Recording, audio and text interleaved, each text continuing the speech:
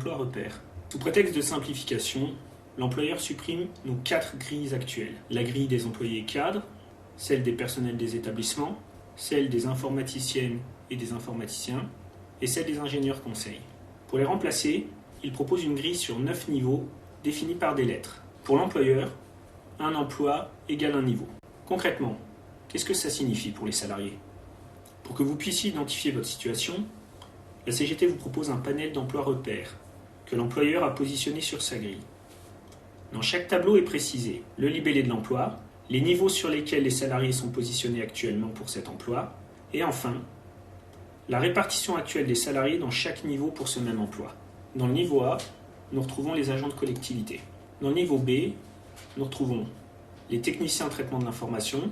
Dans le niveau C, nous retrouvons les techniciens conseils d'aide collective d'action sociale, gestionnaires conseils allocataires, techniciens retraite conseil back-office, les vérificateurs législation, contrôleurs prestations, gestionnaires contrôle du risque, les conseillers juridiques, les comptables, les secrétaires, les auxiliaires de puériculture, les préparateurs en pharmacie, les gestionnaires conseils de l'assurance maladie, les gestionnaires du recouvrement.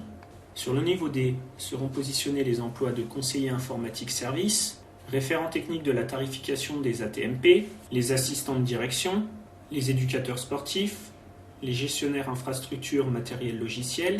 Sur le niveau E, nous retrouverons les contrôleurs allocataires, les audienciers, les orthophonistes, les ergothérapeutes et les formateurs professionnels pour adultes handicapés. Sur le niveau F seront positionnés les emplois de concepteurs-développeurs, inspecteurs du recouvrement, psychologues cliniciens, les responsables d'unité. Sur les niveaux G seront positionnés les emplois de contrôleurs de sécurité, sur le niveau H, les managers de secteur, et sur le niveau I, l'emploi de médecin. Le projet de l'employeur déclasse 22% des salariés. C'est 10 976 employés déclassés qui se retrouvent positionnés au niveau C. C'est 10 467 cadres qui sont déclassés, dont 1327 positionnés au niveau C, 3547 au niveau D, 3112 au niveau E ou F et 2481 au niveau G, H ou I. La CGT n'accepte aucun déclassement. Un niveau d'aujourd'hui doit correspondre à un niveau de demain, quel que soit l'emploi. La CGT, avec sa proposition d'une grille sur 11 niveaux, permet à chacun de ne pas être déclassé.